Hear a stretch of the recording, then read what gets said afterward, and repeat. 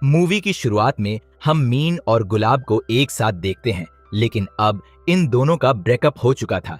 इस ब्रेकअप से मीन पूरी तरह टूट चुका था और उसकी हालत इतनी खराब हो जाती है कि उसे हॉस्पिटल में भर्ती होना पड़ता है। यहीं उसकी मुलाकात क्यंग नाम की लड़की से होती है, जो थोड़ी अजीब, फनी और अलग स्वभाव की थी। क्यंग भी उसी कॉलेज में पढ़ती थी जहां मीन पढ़ता था। धीरे धीरे मीन उसकी तरफ आकर्षित होने लगता है, क्योंकि वह गुलाब को भूलना चाहता था और उसे भूलने के लिए किसी सहारे की जरूरत थी। लेकिन मीन बहुत शर्मीला लड़का था। वह क्यंग के सामने खुलकर बात तक नहीं कर पाता था। दूसरी तरफ उसके दोस्त हमेशा बेवकूफी और फालतू मजाक में लगे रहते थे। एक दिन उनके एक दोस्त के साथ मजाक किया जाता है और उसकी फोटो वायरल हो जाती है, जिसकी वजह से कॉलेज में काफी तमाशा हो जाता है। इधर क्यंग अपने स्विमिंग करियर पर पूरा फोकस कर रही थी। एक दिन वह बाथरूम में फंस जाती है, क्योंकि वहां टिश्यू पेपर खत्म हो चुका था। वह तुरंत मीन को कॉल करती है। अब मीन उसे इम्प्रेस करने के चक्कर में जल्दी जल्दी वहां पहुंचता है, लेकिन गलती से दूसरे बाथरूम में घुस जाता है और वहां मौजूद दूसरी लड़की को टिश्यू पकड़ा देता है। यह देखकर बाकी लड़कियां उसे गलत समझ लेती हैं और उसकी जमकर पिटाई कर देती हैं। धीरे धीरे मीन और क्यंग काफी अच्छे दोस्त बन जाते हैं। दोनों साथ घूमते हैं, मस्ती करते हैं और एक दूसरे के साथ समय बिताने लगते हैं। एक दिन जब क्यंग लिफ्ट से नीचे उतर रही थी, तब मीन उसे लगातार देख रहा था। क्यंग को लगा कि मीन उसे घूर रहा है और वह गुस्सा हो जाती है, लेकिन मीन जल्दी से बहाना बना देता है कि वह तो अपने दोस्त का इंतजार कर रहा था। इसके बाद मीन उससे कहता है कि हम लोग इतने दिनों से साथ हैं, लेकिन अभी तक कहीं घूमने नहीं गए। तब क्यंग उसे पार्क लेकर जाती है और दोनों वहां खूब मस्ती करते हैं। यहीं हमें मीन का मार्शल आर्ट कोच और क्यंग का स्विमिंग कोच भी देखने को मिलता है, जिनके बीच अफेयर चल रहा था। इनके कारण फिल्म में कई फनी सीन देखने को मिलते हैं। एक दिन पार्टी में क्यंग की मुलाकात गिजू नाम के लड़के से होती है। गिजू एक वकील था और पहले क्यंग का पड़ोसी रह चुका था। काफी समय बाद मिलने की वजह से दोनों खूब बातें करते हैं।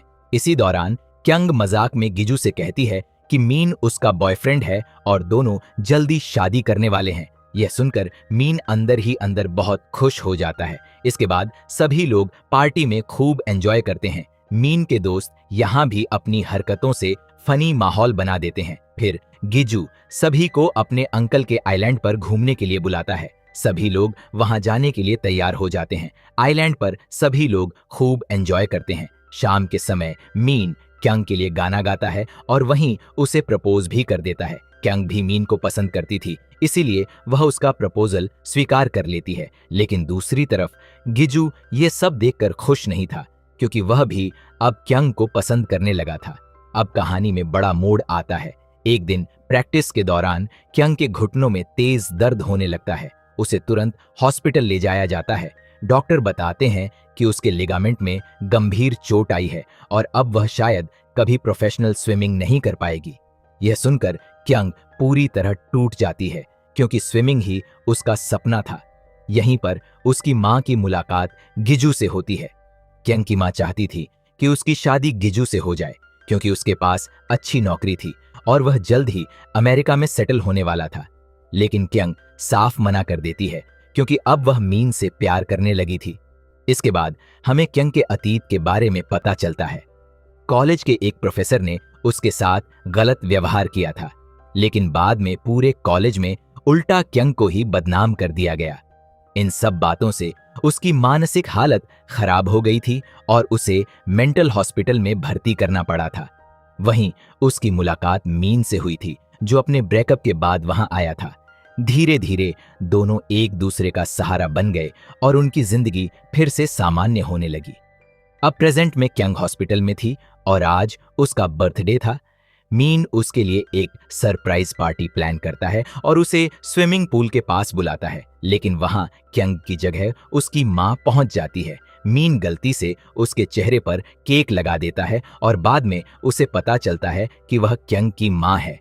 क्यंग की मां मीन से कहती है कि अगर वह सच में क्यंग से प्यार करता है तो उसे उसकी जिंदगी से दूर हो जाना चाहिए, क्योंकि क्यंग का भविष्य गिज्जू के साथ ज्यादा अच्छा होगा। मीन क्यंग से बहुत प्यार करता था, इसीलिए वह उसके अच्छे भविष्य के लिए खुद उससे दूर जाने का फैसला कर लेता है। अब वह जानबूझकर क्यंग को इग्नोर करने लगता है। आखिरकार एक दिन क्यंग उससे मिलने आती है। तब मीन उससे कहता है कि वह उससे ब्रेकअप करना चाहता है। क्यंग को लगता है कि वह मजाक कर रहा है, लेकिन मीन जानबूझकर ऐसी बातें बोलता है जिससे क्यंग उससे नफरत करने लगे। यह सुनकर क्यंग का दिल टूट जाता है और वह रोते हुए वहां से चली जाती है। इसके बाद वह गिजू के साथ अमेरिका जाने के लिए तैयार हो जाती है, लेकिन अमेरिका जाने से पहले वह आखिरी बार मीन के साथ समय बिताना चाहती थी। दोनों पूरा दिन साथ बिताते हैं। दोनों एक दूसरे से बहुत प्यार करते थे, लेकिन मजबूरी उन्हें अलग कर रही थी। रात में क्यंग सो जाती है, लेकिन मीन बाहर आकर जोर जोर से रोने लगता है। अंदर क्यंग भी रो रही होती है। अब आखिरकार वह दिन आ जाता है जब क्यंग को अमेरिका जाना था। एयरपोर्ट पर उसकी दोस्त उसे सच्चाई बताती है कि मीन ने उससे ब्रेकअप उसकी मां के कहने पर किया था। साथ ही वह उसे बताती है कि मीन ने उसके लिए सरप्राइज पार्टी भी रखी थी। यह सुनते ही क्यंग को सारी सच्चाई समझ आ जाती है। वह तुरंत एयरपोर्ट से वापस लौटती है और सीधे यूनिवर्सिटी पहुंचती है, जहां मीन अपना मैच खेल रहा था। हालांकि मीन मैच हार जाता है, लेकिन आखिरकार उसे उसका सच्चा प्यार वापस मिल जाता है। मूवी के एंड में फिर से मीन के दोस्त अपनी बचकानी हरकतों से फनी माहौल बना देते हैं और इसी मजेदार सीन के साथ फिल्म खत्म हो जाती है। उम्मीद करता हूं दोस्तों आपको यह मूवी स्टोरी पसंद आई होगी। अगर वीडियो पसंद आई हो तो वीडियो को लाइक और चैनल को सब्सक्राइब जरूर करना,